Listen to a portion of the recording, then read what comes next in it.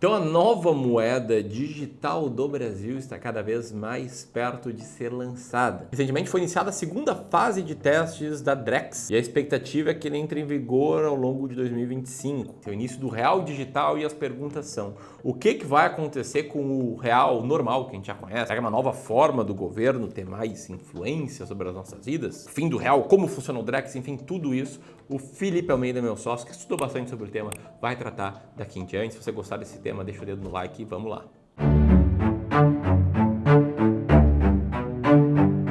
Vamos lá, e antes de qualquer coisa a gente precisa falar o que é esse Drex aqui, é a primeira vez que a gente tá falando disso no canal. E aí se a gente entra no próprio site do Banco Central, aqui na parte de estabilidade financeira de sistema de pagamentos brasileiro, o famoso SBP, a gente encontra a página do Drex, que tem aqui as suas principais características. Primeira é o real, a moeda brasileira em formato digital. Então essa aqui é a primeira característica principal. Tem o mesmo valor e a mesma aceitação do real tradicional. É regulado pelo Banco Central e emitido somente em sua plataforma. Tem as mesmas garantias e segurança do real tradicional e depende de um banco ou de uma instituição para o seu uso pelo cidadão. Então de cara aqui a gente entende que realmente é o real sem a gente ver, com transações que são estritamente digitais. Ele segue sendo regulado pelo Banco Central igual o real já é e tem as mesmas garantias. Lembrando que uma garantia de uma moeda de um país é conhecida como garantia fiduciária, que depende muito da fé das próprias pessoas. Fidúcia vem de fé, de você acreditar que R$10 realmente compra uma água ali na barraquinha da esquina, tanto para quem vai pagar quanto para quem vai receber. Sem a fidúcia, as transações não seriam possíveis. Então beleza, até aqui não tem nada muito complexo, é o real em transações digitais. Agora, como é que isso vai funcionar? E aqui começam a entrar as partes importantes, diferentes do real que a gente conhece. Afinal de contas, o Drex é para funcionar como um contrato inteligente, que é o famoso smart contract, onde você atrela as garantias de uma transação entre o comprador e o vendedor. Ou seja, aquele famoso problema de quando você vai comprar um carro, uma moto, algum bem mais caro assim, onde alguma das duas partes vai ter que tomar o risco, né? Alguém vai ter que ou passar o imóvel para o nome do comprador antes de receber o dinheiro, ou o comprador vai passar o dinheiro antes e depois o vendedor vai realmente assinar os papéis para passar o imóvel no nome do comprador. Isso num smart contract não existe, porque no momento em que você faz a transação financeira, o bem automaticamente vem para o seu nome. Então é uma coisa atrelada à outra. E a gente olha para isso aqui e já entende que sim, tem aspectos positivos também, principalmente em transações. É por isso que o Drex está na parte do sistema de pagamentos financeiros do Brasil. E aí aqui a gente vê uma figura que ilustra um pouco isso, onde um comprador de um banco A vai ter acesso ao famoso Drex Varejo, que vai entrar para o banco A, e entre o banco A e o banco B vai ser usado o Drex na forma de atacado, até que o banco B transforma o Drex na forma de varejo e faz o pagamento ao vendedor,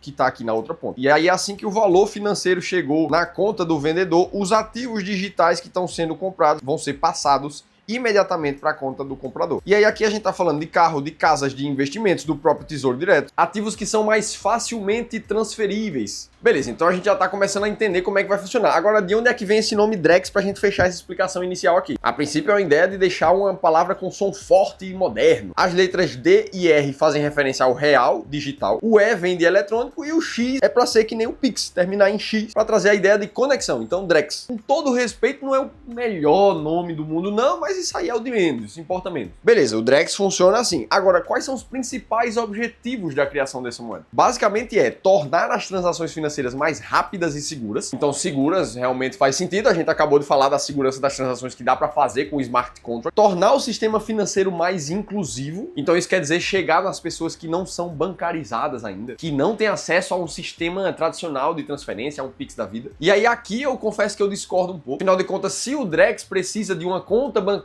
ainda para você fazer as suas transações, o mesmo problema de pessoas que não são bancarizadas vai acontecer igualzinho para quem tem o Drex. Essa de ser mais inclusivo, pelo menos no projeto inicial, não mostra um caminho muito claro. Ponto número 3, otimizar as operações financeiras. Isso aí faz sentido com a estrutura da moeda. E ponto número 4, permitir transações financeiras com ativos digitais e contratos inteligentes, que a gente acabou de falar. Qual é um dos pontos principais aqui que quando as pessoas veem moeda digital, elas já entram em confusão? Para o Drex, vai ser sempre necessário a autorização de um banco, do próprio Banco Central, para que as transações sejam feitas e sejam reconhecidas no sistema. Ou seja, é exatamente como acontece já com o real hoje, só que de forma muito mais fácil de rastrear. Ah, Felipe, então o Brasil está começando começando com isso para tentar controlar a moeda nacional e as transações das pessoas. Na verdade, tem muito país que começou muito antes da gente a fazer isso aqui. As famosas CBDCs, que nada mais são do que as moedas nacionais de cada país negociadas em formas digitais, já são amplamente negociadas nas Bahamas, Nigéria e Jamaica, além de vários países que estão em processo mais avançado de implantação, como o próprio Brasil, a China, a Índia, o Banco Central de toda a Europa, a Austrália, Tailândia e Rússia, o Banco da Inglaterra e o Banco do Japão. Além de que CBDC tem avanço e é explorada por mais de 110 países. Então assim, a gente tá falando do mundo inteiro fazendo o mesmo movimento. E sinceramente, não dava pra gente achar que isso ia demorar muito pra acontecer. Com o crescimento das moedas digitais não controladas, que é especificamente o caso do Bitcoin, porque as outras são muito mais controladas em ambientes digitais, era completamente esperado e natural que os bancos centrais do mundo como um todo criassem as suas próprias moedas digitais para concorrer com isso tudo e manter o seu controle. Agora, será que isso vai mudar completamente a forma como o brasileiro é regulado pelo governo? A gente já vai falar mais um pouco sobre isso. Agora, será que o Drex já tá valendo? Como é que tá agora? A gente já passou da fase número 1 de teste e a gente agora tá na fase número 2, onde basicamente essa segunda fase do piloto do Drex vai testar as transações para algumas negociações comuns do mercado, cessão de recebíveis, crédito colateralizado com CDB em alguns bancos específicos, financiamento de operações de comércio internacional, mercado de câmbio, transações com debêntures.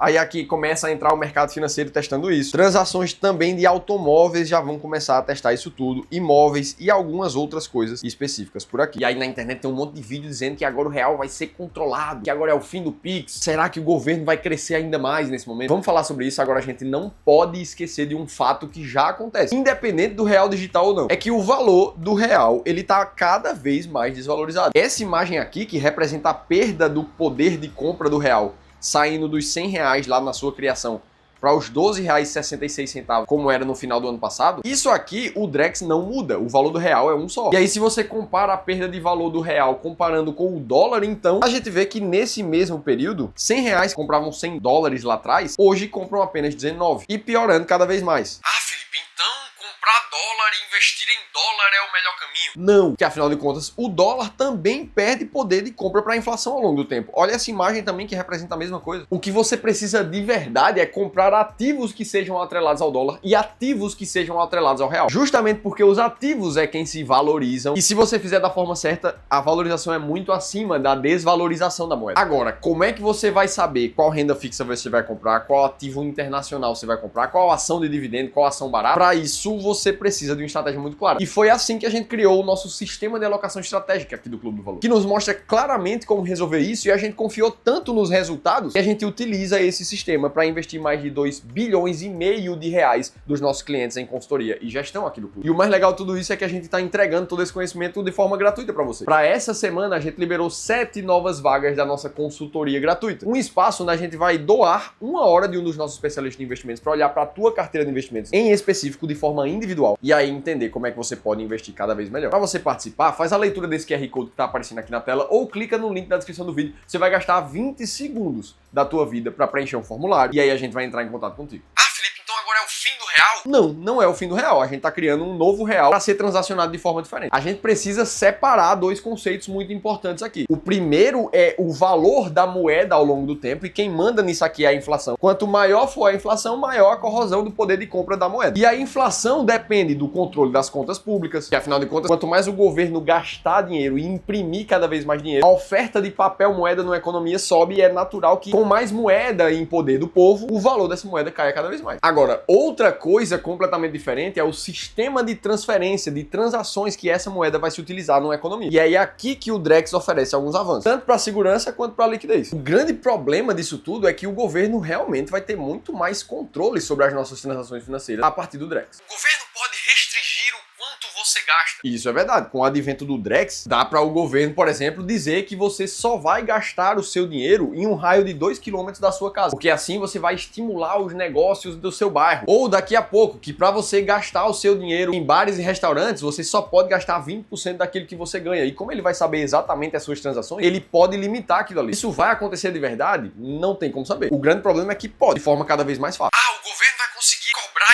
impostos de todas as as transações financeiras. Isso também é verdade, só que isso aqui já deveria acontecer. Quando você compra um produto na prateleira do mercado ou alguma coisa do tipo, você já está pagando o imposto embutido ali. O grande ponto é que os tributos vão ser cada vez mais facilmente rastreáveis. E aí, para quem acha que isso é ruim demais, sinceramente, a culpa já não é do Drex. Porque, afinal de contas, com essa facilidade, a tendência é reduzir a inadimplência de impostos. Não dá para simplesmente não querer pagar os impostos. E entendam duas coisas diferentes. Uma coisa é ser contra o aumento de impostos. Eu sou particularmente, amplamente contra isso aqui. Agora, uma vez que o imposto vira lei, você não pode simplesmente ser um contra a lei e não pagar seus impostos. Isso aqui é crime e não se discute com ninguém. Ah, o Drex vai acabar com o Pix. Em tese, nesses projetos iniciais, não. Porque tirando toda a teoria da conspiração que tem por trás dessas possibilidades, inicialmente a função do Drex é operar em transações de bens e ativos digitais. Pelo menos por enquanto. Agora, qual é a minha opinião sincera sobre isso tudo? Sinceramente, eu acho que é perigoso, sim. Eu tenho um posicionamento extremamente contrário ao controle demasiado e o tamanho inflado que a gente tem do Estado aqui no Brasil. E o problema tá justamente na mentalidade de controle do Estado maior. Porque uma medida como essa, disseminada num governo muito mais liberal, que quer realmente estimular a economia de forma livre, isso aqui seria fantástico. Se o Estado realmente fosse eficiente, seria fantástico. Afinal de contas, com o Drex em amplo funcionamento, todo mundo ia pagar seus impostos direitinho, o Estado ia construir para a sociedade. Só que a gente sabe que a realidade não é assim. Agora o governo vai sim ter mais uma ferramenta de controle financeiro. E no fim das contas, isso é perigoso, seja um governo de direita ou um governo de esquerda. Agora, voltando um pouco para a realidade, nem tudo é teoria da conspiração. Pix também, quando surgiu, teve um monte de controvérsias. E o fato é que hoje todo mundo usa o Pix e gosta pra caramba. A gente só vai conseguir entender o que vai acontecer quando os políticos começarem a colocar em prática o que tá na cabeça deles. E aí, se qualquer pessoa for depender do que tá na cabeça dos políticos, você não faz absolutamente nada na vida. A única forma de você realmente ter autonomia e crescer no teu patrimônio é investir bem. Poupar uma parte do que você ganha, montar uma boa carteira de investimentos. E é aqui que eu consigo te ajudar. Inclusive, eu preciso te falar sobre o terceiro ponto de alavancagem patrimonial. Que se você não conhece ou se você não coloca em prática ainda, aí eu preciso te convidar para o evento Jornada da Renda Vitalícia, que vai acontecer nos dias 11 e 12 de novembro de forma 100% gratuita. Onde o Ramiro Gomes Ferreira vai te mostrar essa técnica para destravar teu patrimônio e alcançar uma renda passiva de até 30 mil reais por mês. Para você participar, eu vou deixar um link aqui na descrição do vídeo também. Agora, se você quiser entender por que o mercado financeiro está passando por uma mudança de era nesse momento, você precisa assistir esse outro vídeo aqui, onde a gente contou tudo isso em detalhes. Estou esperando por lá.